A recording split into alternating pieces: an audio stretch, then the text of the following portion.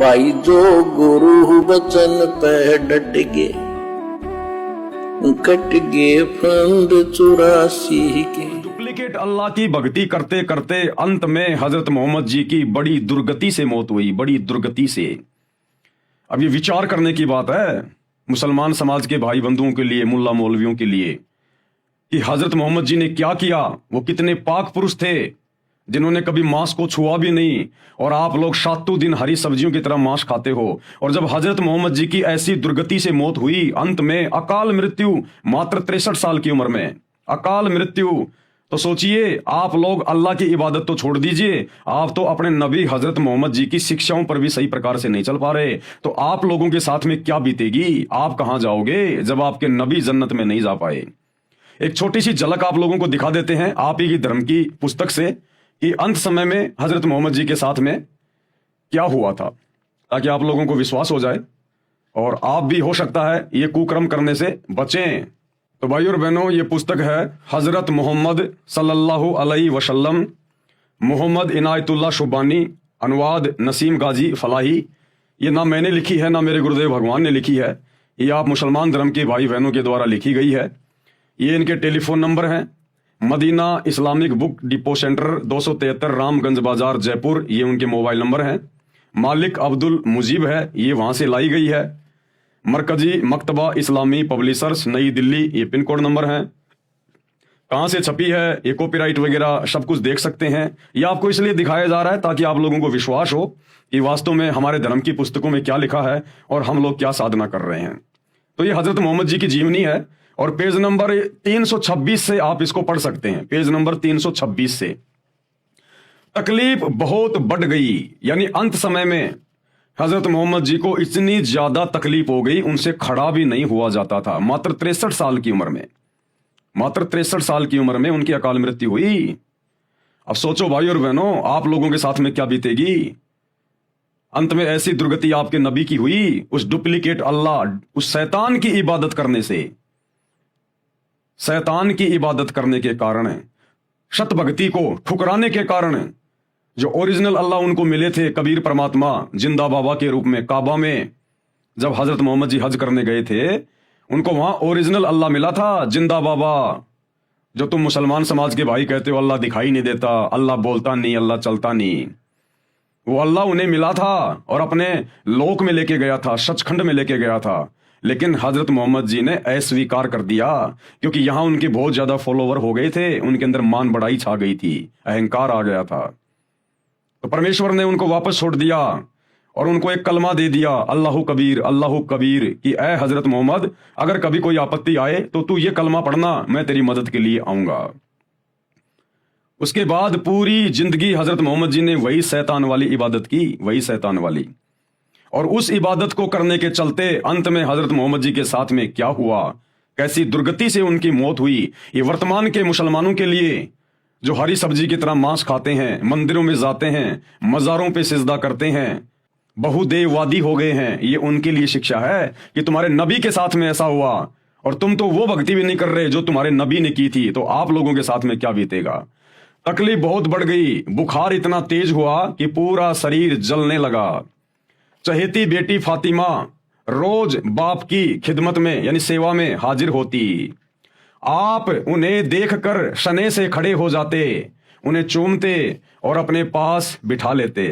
आज बला की बेचैनी थी, उस दिन हजरत मोहम्मद को जबरदस्त बेचैनी थी, बड़ी पीड़ा हो रही थी, कमजोरी भी बहुत ज्यादा थी। हजरत फातिमा आई तो आप उठकर प्यार ना कर सके, अपनी बेटी को भी प्यार ना कर सके, इतने ज्यादा बीमार हो गए थे, उठने की हिम्मत भी नहीं थी, कमजोरी बहुत ज्यादा थी। हजरत फातिमा आई तो आप उठकर प्यार ना कर सके, वे पास आई, स्वयं उन्होंने आपको चूमा और पहलू में बैठ गई। बुखार इतना तेज था कि बार बार आप सलल बेहोश हो जाते। देख लो भाई और बहनों, शैतान की इबादत का नतीजा हजरत मोहम्मद के साथ में ये बीता, आप लोगों के साथ क्या होगा। पास ही एक बर्तन में ठंडा पानी था, आप उसमें हाथ डालते और चेहरे पर मलते, बेचैनी बहुत थी। ठीक उसी वक्त आपके होठ हिले और कानों में ये शब्द सुने, यहूदियों और ईसाइयों पर अल्लाह की लानत हो कि वे अपने पैगंबरों की कब्रों पर सजदे करने लगे। सोमवार की रात हुई तो बुखार कम हो गया। ऐसा लग रहा था मानो बुखार जाता रहा। बेचैनी नाम को न थी, तबीयत को बिल्कुल सुकून था। जिसने देखा समझा आप अच्छे हो गए। उदास चेहरे फिर चमक उठे, मुरझाए हुए दिल फिर लहला उठे। यानी जरा सी उनको राहत हुई, जरा सा भी ठीक हुए तो उनके जो फॉलोवर थे उनको बड़ी खुशी हुई कि हमारे सलल लगता है ठीक हो गए, लेकिन ठीक नहीं हुए। सोमवार की रात हुई तो बुखार कम हो गया। ऐसा लग रहा था मानो बुखार जाता रहा। बेचैनी नाम को न थी, तबीयत को बिल्कुल सुकून था। जिसने देखा समझा आप अच्छे हो गए। उदास चेहरे फिर चमकने लगे, मुरझाए हुए दिल फिर लहला उठे। आप सलल यानी हजरत मोहम्मद का कमरा मस्जिद से मिला हुआ था। सुबह हुई तो आपने पर्दा उठाकर देखा कि सच्चे साथी फजर की नमाज में व्यस्त थे। देखकर आप मुस्कुरा दिए कि अल्लाह की जमीन पर आखिर वह ग्रोह पैदा हो गया जो आपकी शिक्षाओं का नमूना बनकर अल्लाह की याद में लगा हुआ है। कुछ आहट हुई तो साथी समझे कि आप बाहर आना चाहते हैं। वे खुशी से बेताब हो गए और करीब था कि वे नमाज छोड़ दें, नमाज तोड़ दें। हजरत अबू बकर इमाम थे, उन्होंने चाहा कि पीछे हट जाएं, लेकिन आप सल्लल्लाहु ने इशारे से मना कर दिया। फिर कमरे के अंदर होकर पर्दा गिरा दिया। कमजोरी इतनी ज्यादा थी कि पर्दा भी अच्छी तरह न गिरा सके। पैरों पर खड़े होना भी कठिन था। ये हजरत मोहम्मद की मात्र 63 साल की उम्र में उनकी क्या हालत हो गई थी शैतान की भक्ति करने के कारण। अरे परमात्मा तो बुढ़ापे में भी अपने भगत को बिल्कुल चंगा रखेगा, चंगा। परमात्मा अपने भगत को इस प्रकार की बीमारियों से नहीं गुजरने देता। वो अल्लाह कबीर इबादत कबीरा, अन्यथा उसकी इबादत की आवश्यकता क्या है। ये 63 साल की उम्र में और 1400 साल पहले जिस समय आदमी 150 साल जिया करते थे, 63 साल की उम्र में हजरत मोहम्मद के घुटने टूट गए। इतनी कमजोरी, ऐसी तबीयत खराब हुई। उस डुप्लीकेट अल्लाह ने कोई सहारा नहीं दिया, कोई साथ नहीं दिया। अरे आज तुम्हारा सलमान खान भी 60 साल का हो गया और हट्टा कट्टा लग रहा है, हट्टा कट्टा। और 63 साल की उम्र में हजरत मोहम्मद की ये दुर्गति शैतान की इबादत के कारण, शैतान की इबादत के कारण। पर्दा भी अच्छी तरह ना गिरा सके, पैरों पर खड़े होना भी कठिन था। लेकिन साथियों को खुश देखकर आप भी बेहद खुश थे। कमजोरी हर सन बढ़ती जा रही थी, मौत धीरे धीरे सरकती आ रही थी। आपने बर्तन में ठंडा पानी मांगा, तुरंत पानी पेश कर दिया गया। आप बार बार उसमें हाथ डालते और चेहरे पर मलते। चादर कभी मुख पर डाल लेते, कभी हटा लेते। उस समय निरंतर आपके मुख से ये शब्द निकल रहे थे, क्या? ए अल्लाह, नजा यानी जाल निकलने के समय की परेशानियों को झेलना मेरे लिए आसान कर दे। आंख फाड़ के देख लो मुसलमान धर्म के भाई और बहनों, नबी हजरत मोहम्मद अपने अल्लाह से ये दुआ कर रहे थे, पुकार कर रहे थे कि ए अल्लाह, अरे कम से कम मेरा शरीर, मेरी मौत मेरे नजदीक है, कम से कम अब तो मेरी परेशानी को कम कर दे। यानी मेरे प्राण निकलते समय तो कम से कम मुझे थोड़ी बहुत राहत दे दे। वो इतने दुखी हो रहे थे, इतने बेचैन हो रहे थे, उनको ढंग की मौत भी नसीब नहीं हुई। आपके नबी को मौत भी आरामदायक नसीब नहीं हुई। यह है शैतान की भक्ति का प्रतिफल जो हजरत मोहम्मद जी ने की। ये उसका प्रतिफल है और परिणाम भोगा उन्होंने उस सच्चे इबादत कबीरा, कबीर परमेश्वर की भक्ति को ठुकराने का।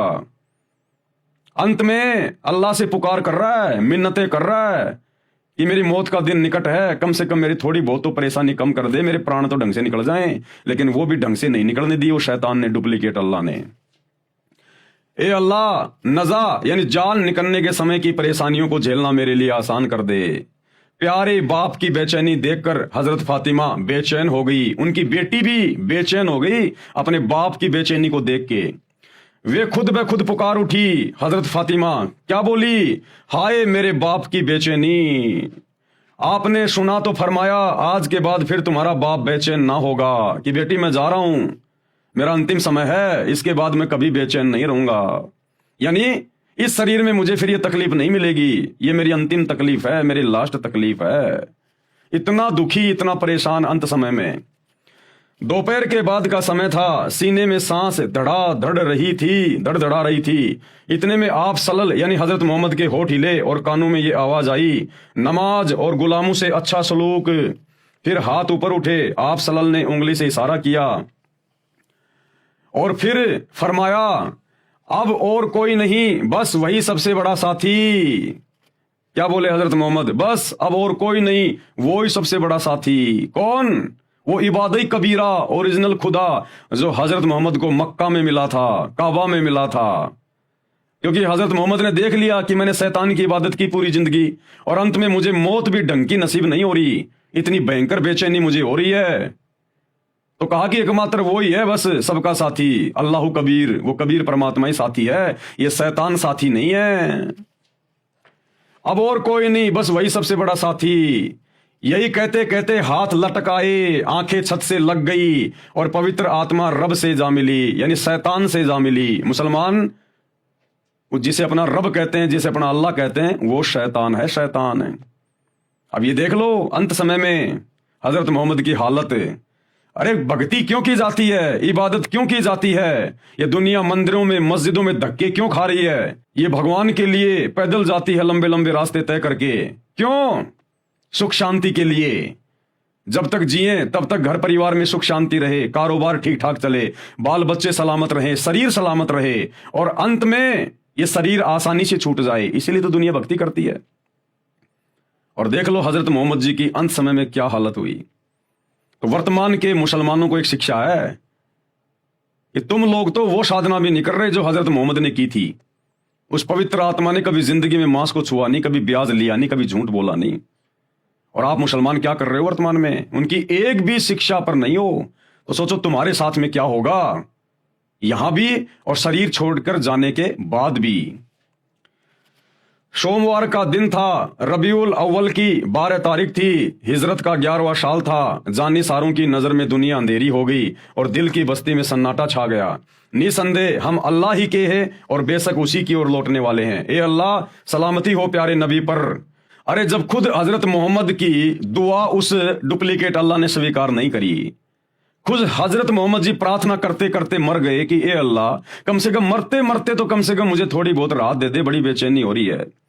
जब उस डुप्लीकेट अल्लाह ने, शैतान ने हजरत मोहम्मद की खुद की प्रार्थना स्वीकार नहीं करी और दुर्गति से ही मौत हुई, तो भला उनके फॉलोअर के द्वारा, उनके अनुयायियों के द्वारा जो सलामती की दुआ की जा रही थी, वो कैसे स्वीकार होगी?